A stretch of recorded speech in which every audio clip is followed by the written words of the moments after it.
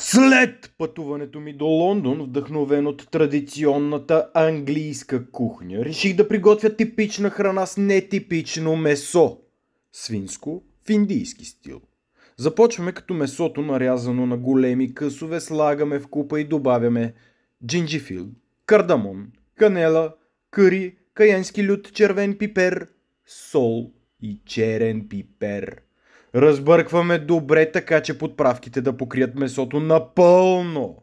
Пържим месото на 2 пъти, за да се пържи, а не вари. Търси се този звук. Като периодично обръщаме, за да се пържи от всяка страна. Готовото месо оставяме на страна.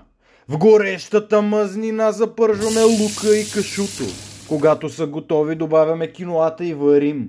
Към сварената киноа добавяме месото и готвим още 5 минути.